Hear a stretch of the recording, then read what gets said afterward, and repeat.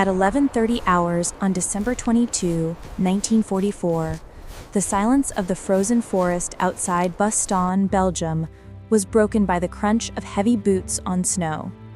4 German officers emerged from the tree line, their gray greatcoats stark against the white landscape.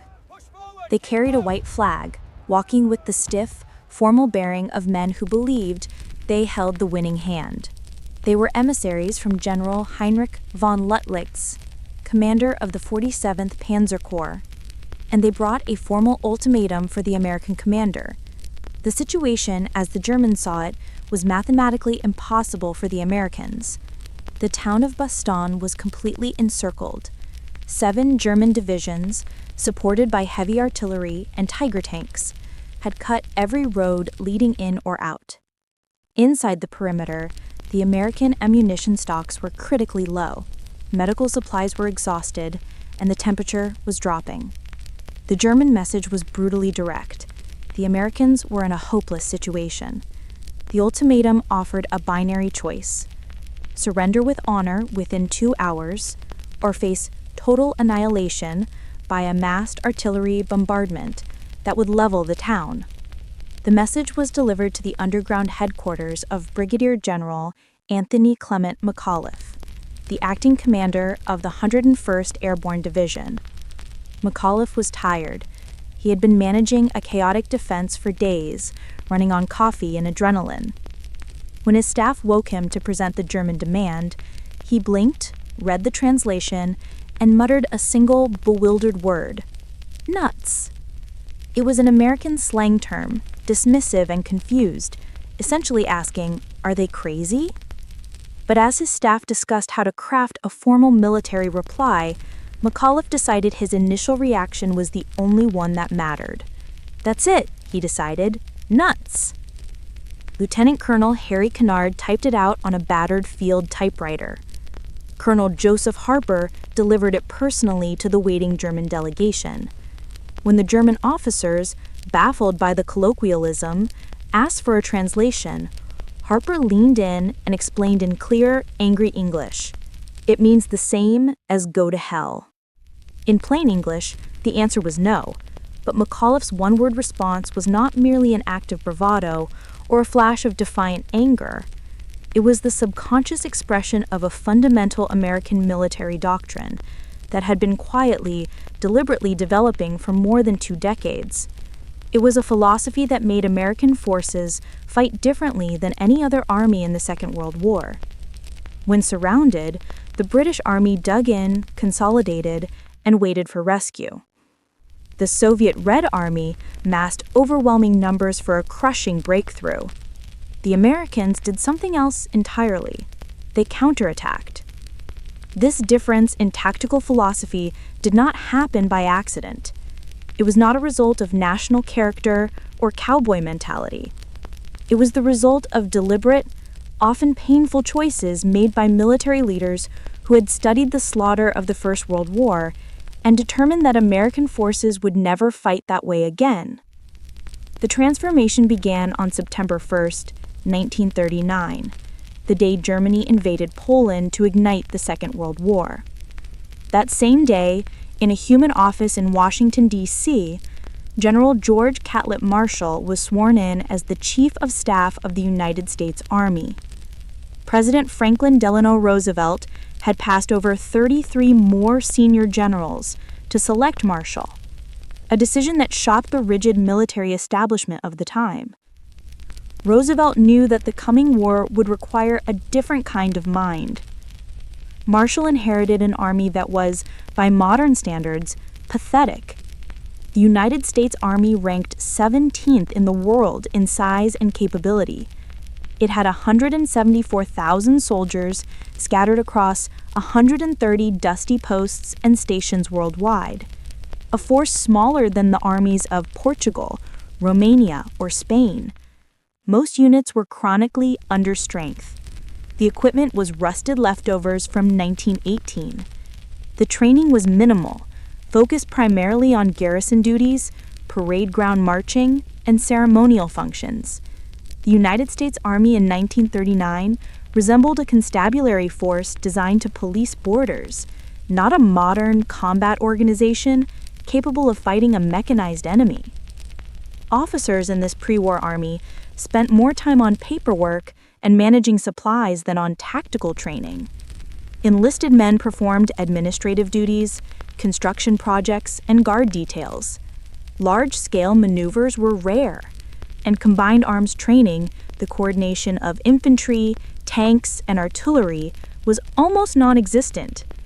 The idea that the small, scattered force would soon need to fight a global war on two fronts seemed like a fever dream. But Marshall had seen modern war firsthand, and he was terrified. He had served in France during the First World War as a key staff officer with the American Expeditionary Forces. He had planned the logistics for the Meuse-Argonne offensive, moving 500,000 soldiers into position for the largest battle in American history.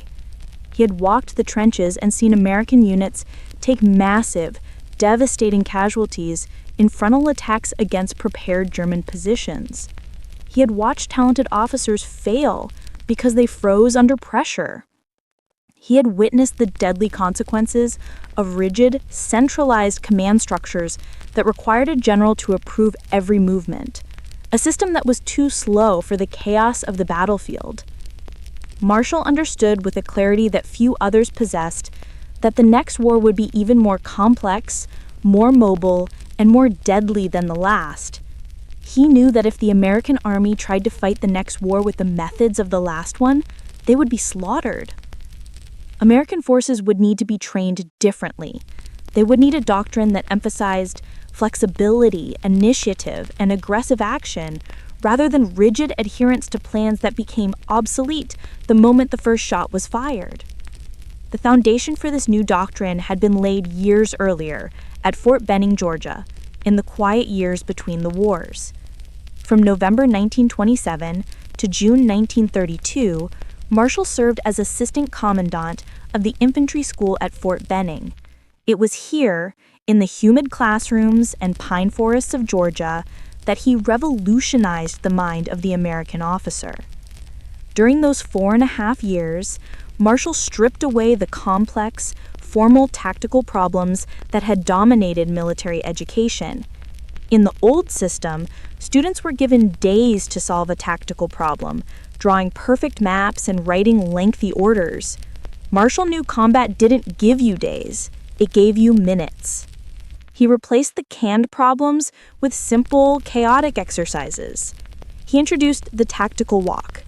He would take a group of officers out into the woods, walk them until they were tired and disoriented, stop at a random location and say, "The enemy is 600 yards to your right. You have a platoon, the mortar section is missing. What do? You have 5 minutes." He forced them to make rapid decisions with incomplete information. He told his instructors that officers needed to learn how to think, not what to think. He emphasized that in combat, there would never be perfect information. There would never be enough time. There would never be ideal conditions. Officers had to be trained to act decisively despite the fog of war. Traditional military education emphasized following established procedures and waiting for orders from higher headquarters. Marshall taught the opposite. He wanted officers who would take initiative. He told his students that it was better to make a decision and execute it immediately than to wait for a perfect decision that would come too late. His tactical philosophy centered on one overriding concept: offensive action. He taught that the best defense was a good offense. When a unit was attacked, the immediate response should not be to dig a deeper hole. It should be to counterattack. Identify where the enemy is, fix them in place with fire, and assault their position before they can consolidate their gains. This emphasis on immediate counterattack was based on Marshall's analysis of German tactics in World War I. He observed that German forces were most vulnerable immediately after they attacked, when they were disorganized, low on ammunition, and unsure of the terrain. If American forces hit back immediately, they could win. If they waited, the Germans would bring up machine guns and the window of opportunity would close. Marshall's Benning Revolution produced a generation of officers who believed in speed and aggression. 200 future generals passed through the school during his tenure, including Omar Bradley, Joseph Stilwell, and Matthew Ridgway. When Marshall became Chief of Staff in 1939, he began implementing these principles across the entire growing army. He was ruthless. He fired over 600 senior officers who he felt were too old or too slow to adapt to modern warfare. He promoted the younger, aggressive men he had trained at Benning. He gave key commands to men like Dwight Eisenhower and George Patton, men who understood that in modern war, speed was the most critical weapon. To test this new army, Marshall ordered the Louisiana maneuvers in 1940 and 1941. It was the largest peacetime military exercise in American history. Over 400,000 soldiers, divided into red and blue armies, fought a mock war across 3,000 square miles of Louisiana swamps and forests. Marshall watched from the sidelines. He wasn't looking for perfection. He was looking for initiative. He saw that units that waited for orders got destroyed by the umpires. Units that moved fast and attacked flanks won. He saw George Patton driving his tanks through civilian gas stations to keep moving, ignoring the rules to achieve the objective. The umpires complained, but Marshall smiled. That was exactly the spirit he needed. The Doctrine faced its first bloody reality check in North Africa in early 1943. At the Battle of Kasserine Pass, American troops, green and inexperienced, were hammered by Erwin Rommel's veteran Afrika Korps. The Americans were routed, losing 6,000 men and retreating 50 miles in chaos. The British commanders, looking on, shook their heads. They advised the Americans to pull back, reorganize, and spend months training on defensive tactics. That was the European way: caution, preparation, method. But the Americans didn't wait months. They didn't even wait weeks. Adhering to the doctrine Marshall had instilled, they reorganized immediately. Within 24 hours of the defeat, artillery units were back in position. Tank crews were refueling. Defeated infantry regiments were marching back toward the enemy. General Patton took command and told his officers, "We are going to attack. We are going to make the enemy worry about what we are doing to them, not what they are doing to us." A few weeks later, at El Ghoutar, the Americans stopped a German panzer division cold. The doctrine worked. The soldiers learned that resilience meant attacking back, not just surviving.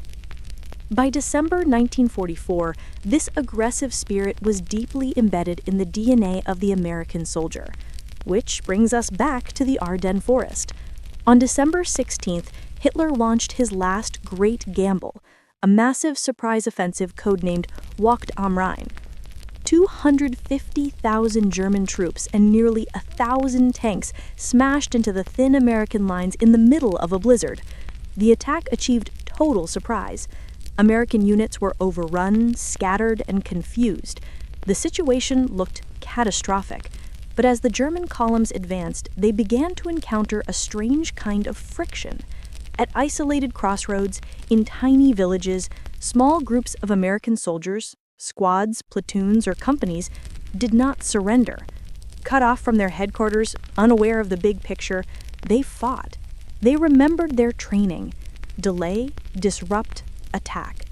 These small, often suicidal stands threw the German timetable into chaos. At the strategic level, General Dwight Eisenhower saw the crisis differently than anyone else. On December 19th, he met with his generals at a gloomy barracks in Verdun. His commanders were worried about containment. Eisenhower walked in and declared, "The present situation is to be regarded as one of opportunity for us and not of disaster. There will be only cheerful faces at this table."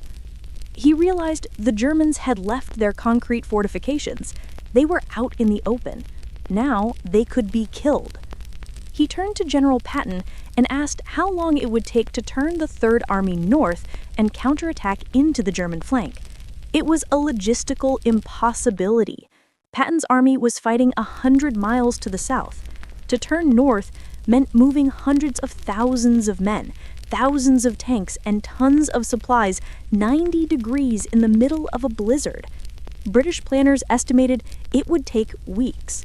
Patton, flashing a grim smile, said, "I can attack with 3 divisions in 48 hours." Eisenhower told him to take 72.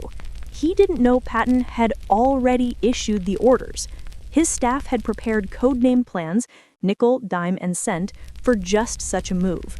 This was the Marshall Doctrine at the Army level: rapid decision-making, extreme mobility, and immediate offense. While Patton raced north, the 101st Airborne was fighting for its life in Bastogne. The town was the hub of 7 key roads. The Germans needed it to keep moving. The 101st, along with elements of the 10th Armored Division, was completely surrounded. Conventional wisdom dictated a static defense: dig deep, conserve ammo, wait for help. The paratroopers did the opposite. They conducted an active defense. Whenever the Germans probed the perimeter, the Americans launched local counterattacks. On December 23rd, near the village of Marvy, German infantry and tanks broke through the lines. It was a critical moment. If they exploited the breach, Bastogne would fall. Lieutenant Colonel James O'Hara, commanding a team of tanks and armored infantry, didn't wait for orders from HQ. He didn't wait to count the enemy. He attacked. His Sherman tanks roared into the village, firing point blank at the German infantry. Engineers blew up structures to block the roads. The fighting was hand-to-hand, brutal and chaotic. But because the Americans reacted with immediate violence, the Germans were thrown off balance and driven back. This happened all around the perimeter. To the north, paratroopers staged night raids against German sleeping quarters. To the south, glidermen ambushed German supply columns. The German commanders were baffled. They reported to Berlin that the Americans fought as if they were unaware they were surrounded. They fought with the arrogance of the winning side. That was why McAuliffe said nuts. It wasn't just a refusal, it was a rejection of the German reality.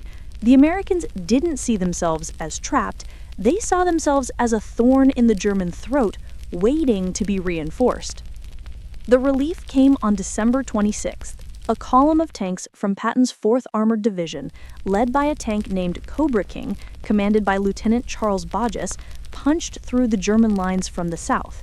Bulge drove his tank straight down the road, ignoring enemy fire on his flanks, focused entirely on speed.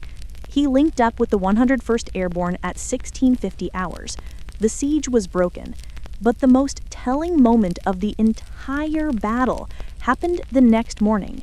Having just survived a week of starvation, freezing cold, and constant shelling, the 101st Airborne did not ask to be evacuated. They did not rest. On December 27th, they launched a new offensive, attacking outward to widen the corridor. By late January 1945, the Battle of the Bulge was over. The Wehrmacht had lost 100,000 men and the last of its mobile reserves. The Americans had suffered terribly, with nearly 90,000 casualties, but they had won a decisive victory. They had won because from the private in the foxhole to the general in the command post, they shared a common philosophy: seize the initiative.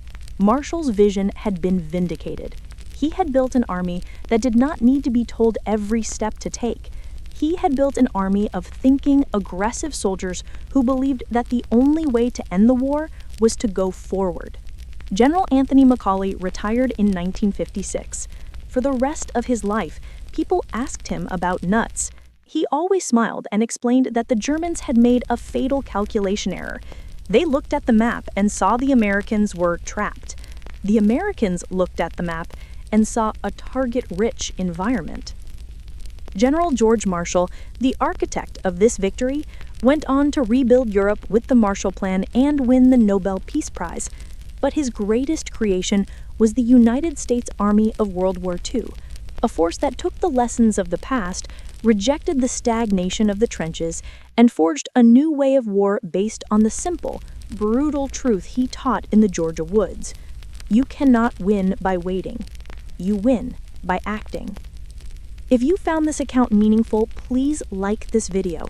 It helps us share more essential chapters from the Second World War. Subscribe to stay connected with these histories. Each story preserves lessons that remain relevant today. Leave a comment telling us where you're watching from. Our community spans continents and generations, united by a commitment to understanding how history shapes the present.